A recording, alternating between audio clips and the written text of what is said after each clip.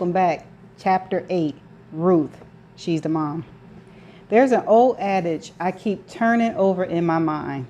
The eyes are the window to the soul. Some people think William Shakespeare came up with the line, while others credit the Bible, or a 16th century French poet.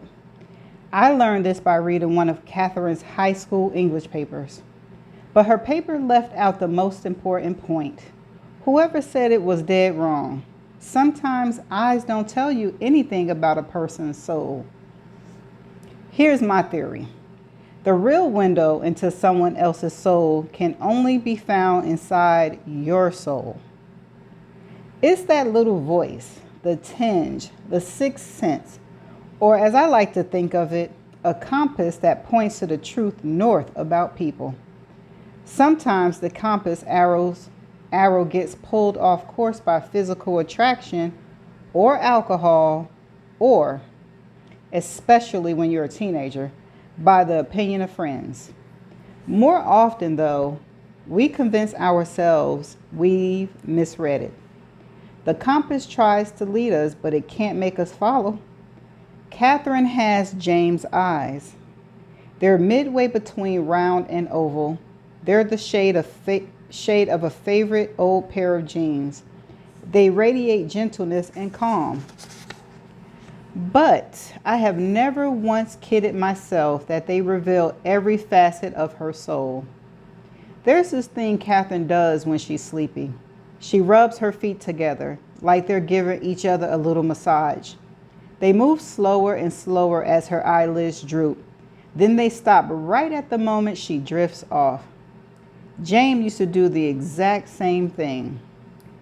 The first time I noticed it in Catherine, she must have been about 2 or 3. My throat felt like it was swelling shut, and I had to pretend I needed the bathroom so I could get away for a minute. I didn't know it was possible to pass down habits to a child you never met. And it makes me wonder, what else did Catherine inherit from James? It would have been easier to feed Catherine fake details about my family and James through the years, but it pains me to lie to her. Lie to her? You ain't tell her nothing. So I've withstood her questions, remaining firm and immobile, refusing to let any of them penetrate. If it's the last thing I do, I will keep Catherine and the horrors of my past apart. Oh, little does she know. I stand up from the bench in the glass shelter as the city bus pulls up, my feet feeling achy and a bit swollen like they always do at the end of my shift. The bus doors exhale open and I step abroad, flashing my pass. I pull my focus onto the evening that lies ahead. After I shower and change, I'm going to throw together dinner and pop it in the oven. There's a 6-pack of Michelob in the fridge, but I'm not going to drink more than one. I need to keep my mind clear and my mouth from running. So she's a drunk that talk. I know exactly what Catherine is up to. Catherine and I share an Amazon account because all our money goes into one pot. The account is under my name, though, because I set it up. A few minutes ago, I received an email confirming a new order. Normally, I'd assume Catherine bought socks or pens or carry on with my day. But nothing is normal right now. I use my phone to navigate to my account. This investigation wasn't one I needed to hide, and clicked on a recent order. Catherine purchases popped right up. It's a kind of a journal. Catherine splurged for a hardcover rather than a paperback, titled, "Tell Me Your Life Story, Mom." It has a map for a family tree. All you have to do is fill in the names. It has a page with a headline, "My Details," and time capsules, where you write down things like your place and time of birth, age, and full name. It has over 200 questions covering every stage of your life. I've managed to wiggle out of some pretty dicey situations but I have no idea how to escape this one. I'm so lost in thought, I almost missed my bus stop. I step off and walk down the block toward our apartment, passing the store Catherine once compared to the wizard hat.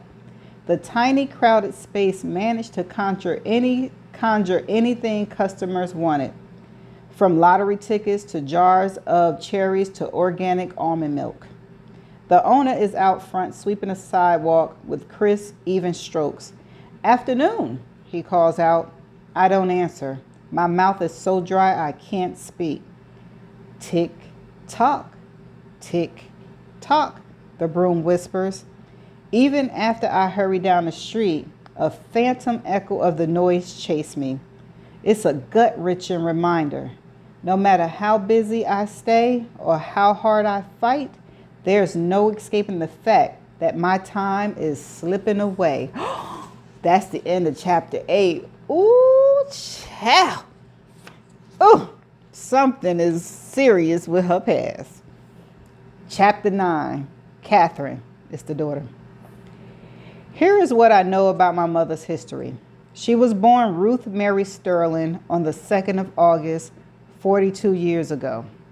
She grew up in the Virginia suburbs not far from Washington, D.C. Her parents were very religious, hence her biblical first and middle names. When they kicked her out, she moved to Pennsylvania because it was an easy bus ride, plus she'd gone to see the Liberty Bell once on a school field trip and liked the state. She gave birth to me at 18. The only guy she ever loved was my sperm donor, and he shattered her heart. The list is so scanty, I can hardly believe it. My mother has never told me the names of her parents, though I've asked many times. She didn't pack any photographs when she was thrown out. She has never pinpointed her hometown for me, or described any of her extended family members, or named the church her family attended. I can't believe I never got her to open up. I can't believe it hasn't deeply bothered me before. But maybe it isn't my fault. My mother has a temper. That's a clue. It doesn't surface often, but when it does, it's a tsunami rising with almost no warning. The few times I pushed past the line she drew, I felt her fury gathering force. I usually choose to retreat rather than meet it head on. As a child, I learned the consequences of not backing down. I still remember the way she yelled at me and the bruises she left on my arm when I once defied her as we stood by the side of the road.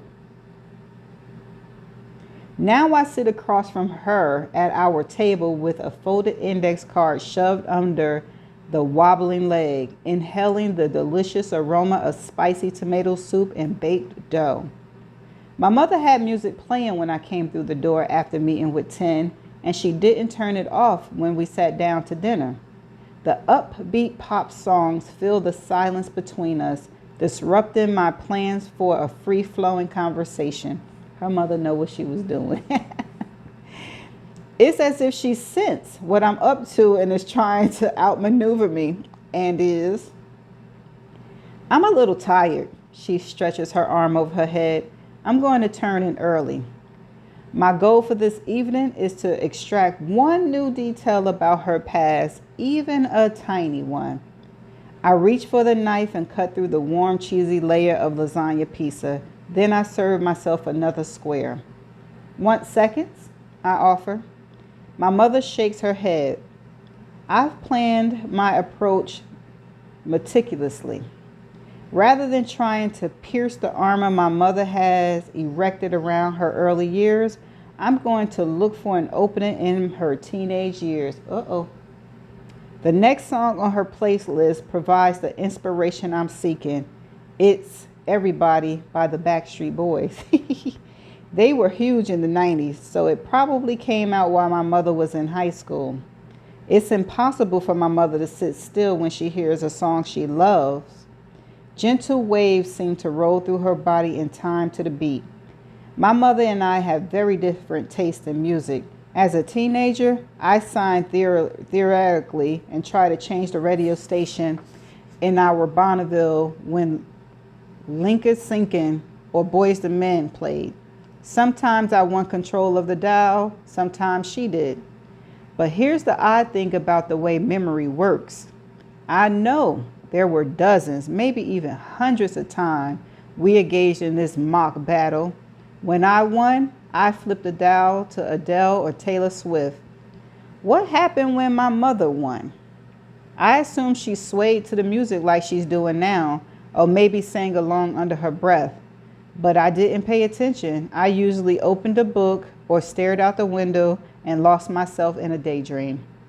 Our brains form memories constantly, from the second we wake until we fall asleep. But if the moment we mentally capture doesn't interest our attention, we lose the recollection forever. Emotionally significance also help move our memories into our longer-term stockpiles. It's why most of us can't remember details about our Thanksgiving dinner from 1 year ago, but can conjure a single recollection about a lunch we had 1 week ago. I didn't pay attention when my mother's songs played in the past. Those memories are gone for good. So I pay close attention now. Her face looks softer than it did a few minutes ago, and her eyes are remote. She isn't here with me now, absorbing this moment. I'm certain she's trading the memory she could be created now in order to relive one from her past.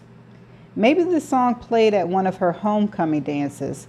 Maybe she wore a pretty dress and a wrist corsage and smiled up at the teenage boy who opened the car door for her and drove her to the dance.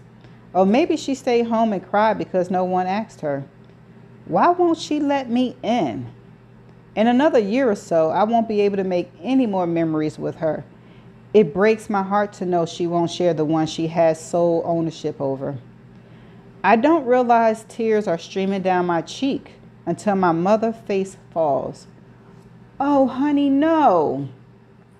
She hands her paper napkin to me across the table, but within seconds it's soggy and useless. I can't stop sobbing.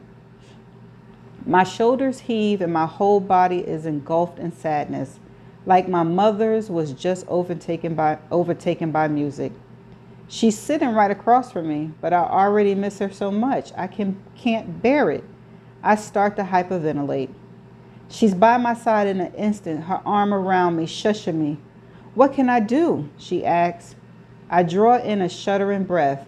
I didn't plan for this to happen, but I grab the opening even though I don't know if I'm seeking clues or simply grasping for a piece of my mother to hold on to. Tell me something about yourself from when you were a teenager. My mother signs and returns to her seat. I can see the struggle playing out on her face. She wants to assuage my hurt, but it isn't easy for her. I wait quietly, not wanting to interrupt whatever mental calculation she's going through.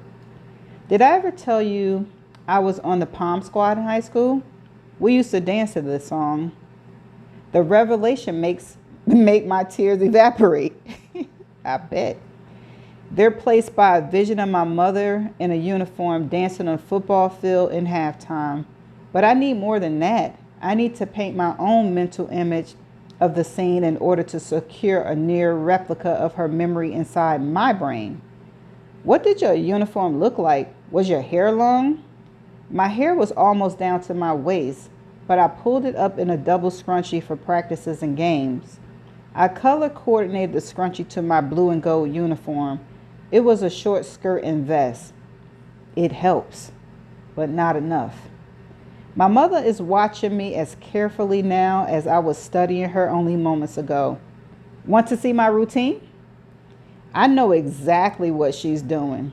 When I was a kid, I used to beg my mother to dance like J-Lo and the Fly Girls. She was as good as any of them, but the fluid, sexy moves, juxtapose?